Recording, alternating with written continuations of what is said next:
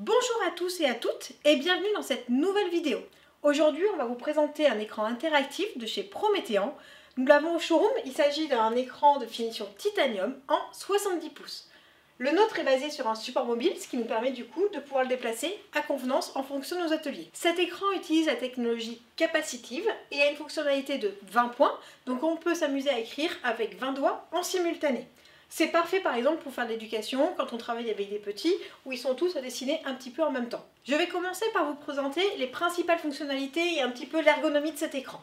Donc on a déjà sur le devant, en plus de l'arrière, au niveau des connectiques, il y en a déjà beaucoup à l'arrière, mais sur le devant on a plusieurs connectiques USB, une connectique HDMI, et surtout ici des boutons pour pouvoir commencer à travailler avec. Monter le son, descendre le son, l'allumer et accéder au menu. On a ici ce qu'on appelle, ce que Promethean appelle un menu unifié, qu'on va avoir, on peut le retrouver ici, mais on peut le retrouver également sur les côtés. Et on y trouve les principales fonctionnalités d'un écran interactif. Je vous propose de commencer tout de suite par la fonctionnalité de tableau blanc, qui est la fonction principale et souvent la plus souvent utilisée sur un écran interactif. Donc sur ce tableau blanc, on va pouvoir déjà écrire en sélectionnant le stylo qui est ici. Donc je peux faire une lettre. Je peux choisir ma couleur de stylo, mais également choisir plein d'autres couleurs. On va pouvoir surligner un élément, ce qui fait que finalement on voit toujours ce qui est écrit derrière. Donc ça c'est très utile quand on veut annoter un PDF par exemple. Fonctionnalité qui est géniale aussi avec cet écran, c'est cette capacité d'effacer. Mais d'effacer pas n'importe comment, d'effacer avec la paume de la main. Je vous montre. Ce tableau blanc, c'est pas juste un tableau blanc. Le reproche qu'on peut faire généralement à un paperboard, c'est que quand on arrive en bas, quand on est à droite ou à gauche, il n'y a plus de place. Là, si vous n'avez plus de place, vous pouvez diminuer, agrandir, vous déplacer. Donc là, vous voyez des éléments qu'on a déjà rajoutés pour cet effet de démonstration. Donc là, on avait mis une image de par la fonctionnalité d'image. On peut rajouter des images, on peut rajouter du texte, on peut venir déplacer une image. Et après, je peux aller voir un autre élément. Et comme on vous a montré tout à l'heure, je peux entourer, annoter et faire plein de commentaires. L'intérêt de ce tableau blanc surtout, c'est de pouvoir l'enregistrer.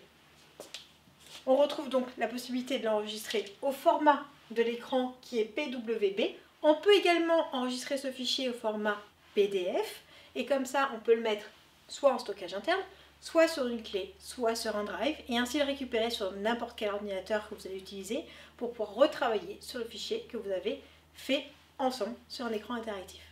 Autre fonctionnalité qui est géniale sur cet écran, c'est le module ou l'application de partage d'écran. Donc on a ici un petit module qui s'affiche avec un code à ajouter. Moi sur mon ordinateur, mais également sur mon téléphone, j'ai une application qui est liée donc du coup à cet écran. Je vais renseigner le code qu'on voit ici et je vais lui demander de rentrer dans la salle d'attente. Sur l'ordinateur en plus, vous verrez, on mettra un petit visuel, on peut demander d'afficher ou d'activer les fonctions tactiles également sur tout ce qu'on va afficher sur l'écran. On voit ici ce petit 1 qui apparaît. Ça veut dire qu'on a une personne en salle d'attente. Vous voyez la salle d'attente, elle peut contenir jusqu'à 39 personnes.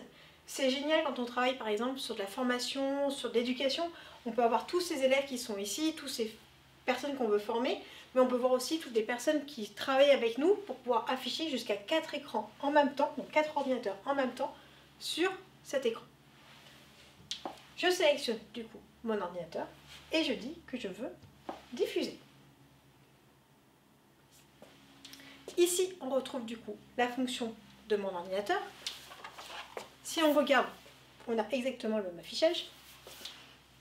Et surtout, quand on est entouré en vert, ça veut dire qu'on a la fonctionnalité tactile qui est activée. Résultat, je peux venir annoter, notamment grâce à l'application Annotation, un PDF, un document. Par exemple ici, je montre par exemple un nouveau logo. Donc ce logo-là, vous le connaissez déjà, mais je pourrais très bien mettre en avant un nouveau logo. Et je vais pouvoir aussi capturer ce que j'ai annoté. Et du coup, le garder en mémoire.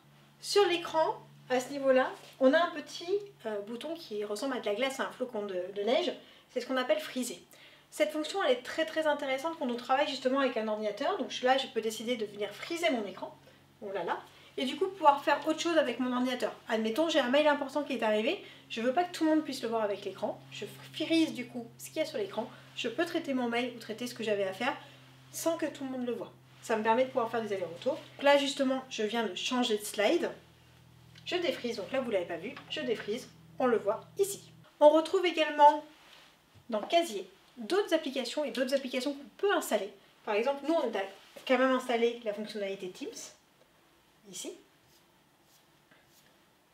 Et on a également des petits jeux, on va dire, mais qui peuvent être sympas également pour différentes applications. Je pense notamment à un minuteur. Donc ça peut être, par exemple, quand on décide de faire un brainstorming et de laisser que 7 ou 8 minutes, ben on peut lancer, par exemple, ici un chronomètre. Dans l'autre sens, on peut lancer le minuteur qui recule dans l'autre sens. Sur ces écrans interactifs, on peut également y associer un OPS, donc finalement un ordinateur avec un Windows dessus, qu'on va pouvoir sélectionner ici dans le bouton source. En fait, on va voir ici soit la version Android qu'on vient de vous présenter, soit la version avec Windows. Cette fonction permet notamment de pouvoir venir annoter de manière plus détaillée un PDF et surtout pouvoir enregistrer votre PDF et votre PDF complet qui peut faire plusieurs pages et ses annotations sur le bureau, sur un drive et tout autre élément. Dernier point pour conclure cette vidéo, donc vous avez vu que c'est un écran interactif, on utilise donc beaucoup le doigt pour écrire ou bien le stylet. Pour information, ici, la vitre qui est devant est très résistante, donc il ne faut pas avoir peur de pouvoir écrire dessus. Cependant, ça laisse quand même quelques traces, on le voit très bien quand l'écran est éteint. Vous verrez que dans toutes nos installations, on vous laissera une petite lingette que vous allez pouvoir utiliser pour pouvoir venir nettoyer les écrans, comme si c'était des lunettes en fait finalement. Si cette vidéo a attiré votre curiosité, je vous invite peut-être à venir tester notre écran que nous avons au showroom à Cormeilles-en-Vexin et également à nous écrire, vous aurez toutes les indications dans le bas de la vidéo pour avoir la fiche technique et tout autre élément qui peut être relatif à cet écran. Merci beaucoup et à bientôt pour une nouvelle vidéo.